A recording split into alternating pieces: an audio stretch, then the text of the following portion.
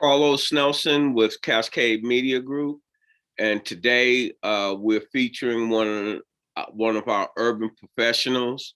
Not only is she an urban professional, she is my dentist, Miss Lena Adams. She's at the UMKC Dental School, and people have asked me to get my mouth fixed, and this is the lady that's doing the work. How are you doing, Lana? I'm doing good. How are you? Doing just fine.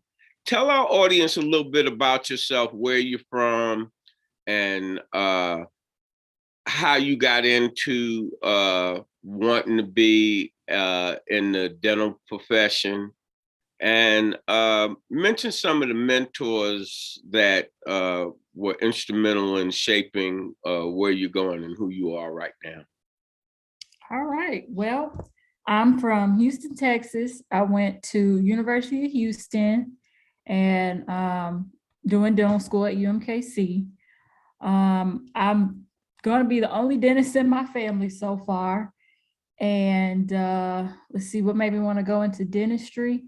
I knew I wanted to be in a medical profession. And I knew that kind of when I was in high school and middle school and everything. So I kind of shadowed a dentist. It was like dumb luck. I went with a family friend to the dentist. And what was his name? The dentist I shadowed was Dr. Brown, Houston, Texas. She's an orthodontist.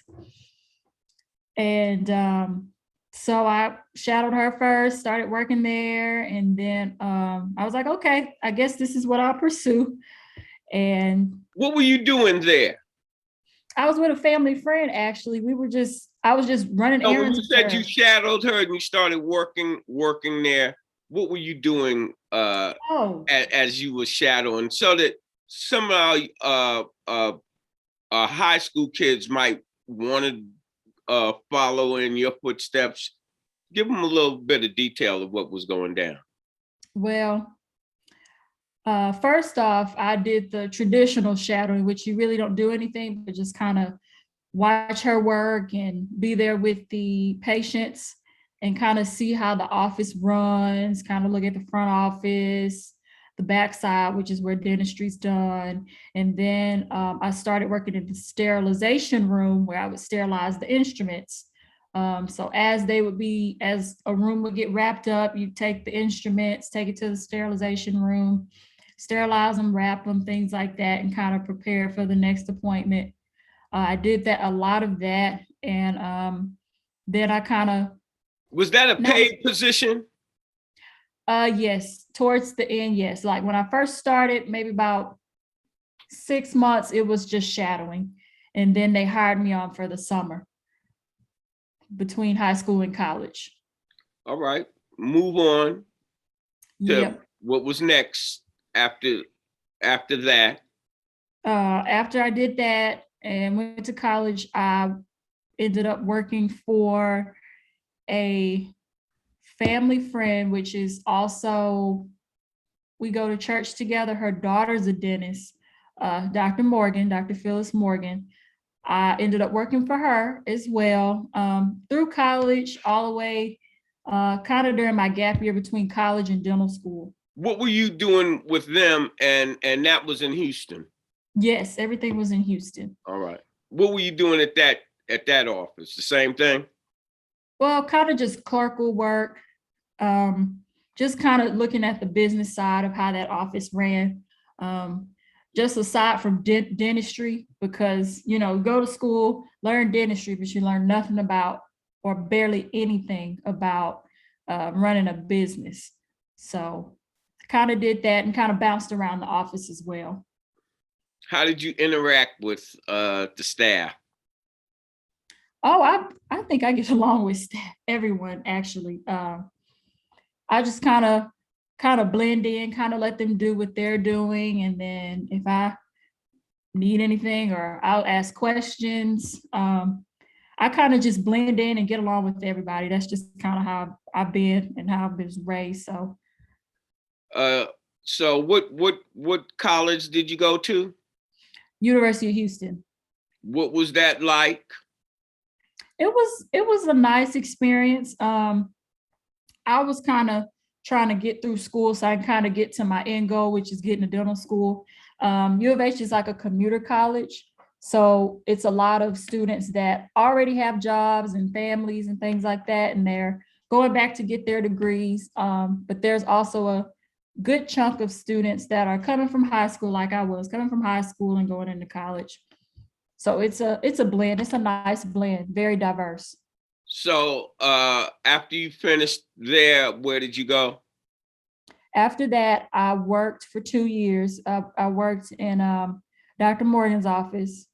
And then after that, I What were worked you as a doing pharmacy in technician. Morgan's office? Again, you were learning the business when you Yes. started. All right. Just clerical work. Yeah. So you got some skills on the computer also. Well, I guess so. I mean, you toggle around with the computer and you kind of, I had like a statistics class in college where I had to use my computer a lot. So you kind of learn stuff along the way for sure. And what was your next move? You was like the After, Jeffersons moving on up. yeah, it was a lot of, well, I didn't do too much moving. Then I went and worked at a grocery store pharmacy as a pharmacy tech until I got, into dental school and then started school. And then I haven't worked since then. You feel all of that really has helped you in what you're doing right now. It does carry over, especially the more that I'm learning in school. A lot of what I learned in the pharmacy is popping up, kind of in when you're prescribing a patient. Well, I don't prescribe them, but when a patient is prescribed something, I kind of know how it's going to go. Kind of like yesterday, I had a patient, she was prescribed like a prescription toothpaste. And I was just telling her, it's not going to take that long because it's already wrapped up. You don't have to mix it or anything. So kind of some of that stuff is carrying over, which is great. But yeah. So what are you doing there at UMKC now? Well, I'm a fourth year dental student, so I'll be graduating in May, fingers crossed. That's mainly what I do at UMKC is just go to school. I'm part of SNDA, which is Student National Dental Association. It's an association for minorities at the dental school. Not right now, I'm not any officer, but my third year, I was vice president. My second year, I was secretary of that club. And so, is that just local or what that's a national organization? It is a national chapter. It's a national organization, but each dental school has their own. Their chapters. So you got a chance to interact with other African Americans in that. What did y'all do? Y'all had Zooms, or what was y'all doing with that? Prior to the virus and everything, there was opportunities to go to like the national conventions within SNDA. I never went to any of those, but there was opportunities to do that. It was at one time it was held here in Kansas City. I think that was my second year. I think it was second year.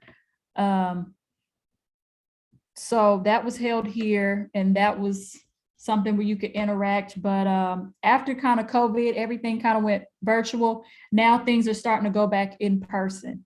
At UMKC, as it relates to what you're doing, because I think my treatment right now, I've been in there 3 or 4 times. I haven't seen any African Americans in the school per se practicing, and it seems like there's hundreds of y'all in there at one time. How do you feel about that? Being one or two in a sea of the majority community? Yeah, it isn't very many African American dental students. Our school is trying to work on diversity. We do have a new dean. He's trying to incorporate that. It is but I feel like it's gonna kind of be everywhere, because if you don't go to a HBCU, there's always gonna be probably 5 or below Black students in the class. That's Um, been your experience in your educational yeah, experience. yeah.